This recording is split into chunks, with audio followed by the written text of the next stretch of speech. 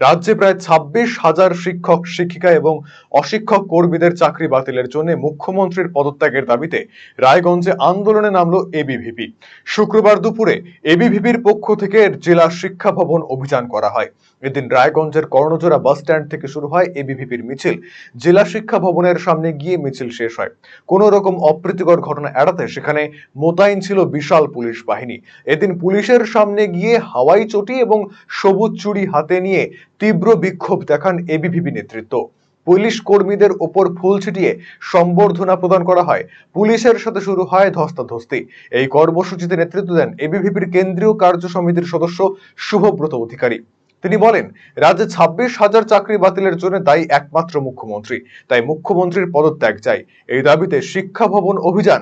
আজ রাস্তায় শিক্ষকেরা লাথি খাচ্ছে, অত্যন্ত যন্ত্রণার।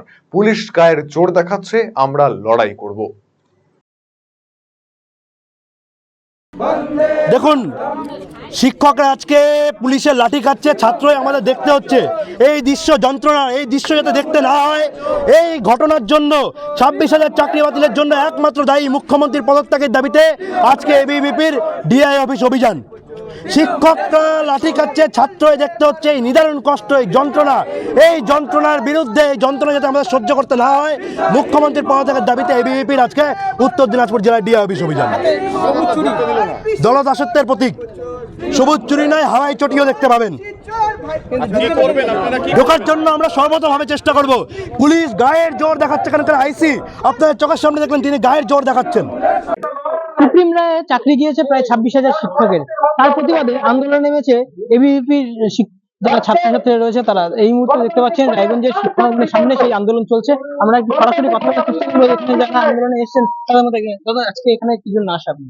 আপনারা জানেন কিভাবে এই 26,000 চাকরি বাতিলের দায় মুখ্যমন্ত্রী মমতা বন্দ্যোপাধ্যায় যখন যোগ্য শিক্ষকের জবাব চাইতে মুখ্যমন্ত্রীর কাছে যায়, তখন এই মমতা বন্দ্যোপাধ্যায়ের চটিচাটা পুলিশ তাদের বুকে লাথি মারে। পেটে তো লাথি মেরেইছে, তার বুকে লাথি মারলো। এবং আরেকদিকে আমরা আরেক ছবি দেখতে পারি, এই জঙ্গিপুর থেকে পশ্চিমবঙ্গের বিভিন্ন জায়গায় ওয়াকফ বিলের নামে জিহাদিদের যে তাণ্ডব চলে, তখন এই পুলিশ লুঙ্গির তলায় লুকায়। এই অবস্থা আমরা দেখতে পাচ্ছি। গণতন্ত্র বলে কিচ্ছু নেই।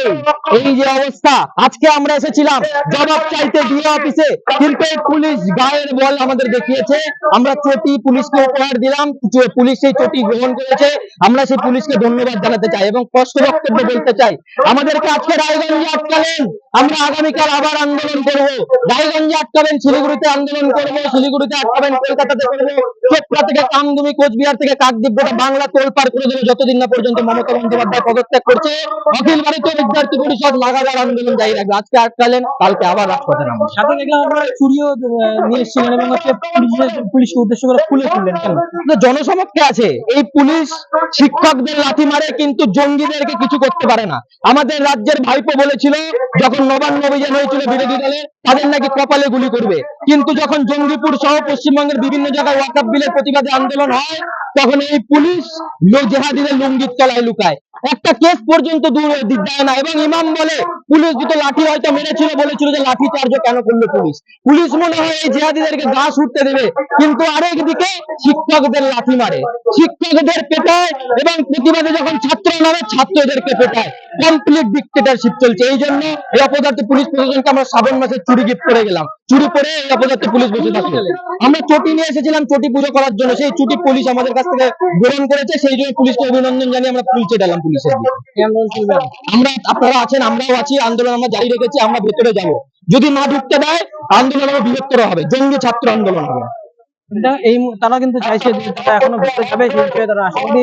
যদি না দেয় তারা কিন্তু রাজ্য জুড়ে বৃহত্তর আন্দোলন করবে, এমনটা কিন্তু জানাচ্ছে। রায়গঞ্জ থেকে দিবাকর সাহা, আরসিটিভি সংবাদ। রায়গঞ্জবাসীদের জন্য সুখবর, যারা দীর্ঘদিন ধরে পেটের সমস্যায় ভুগছেন তাদের জন্য রায়গঞ্জ দিশারিতে আসছেন ব্যাঙ্গালোরের প্রখ্যাত গ্যাস্ট্রোএন্টারোলজিস্ট ডাক্তার ইরশাদ আলী, এইচএমডি, ডিএনবি। এখন থেকে প্রতি মাসে নির্দিষ্ট দিনে ডাক্তারবাবুকে দেখাতে আজই যোগাযোগ করুন দিশারি হেলথ কেয়ার, উকিলপাড়া, রায়গঞ্জ শাখায়। যোগাযোগ করুন 7477785509 এই নম্বরে এবং 7477785512 এই নম্বরে।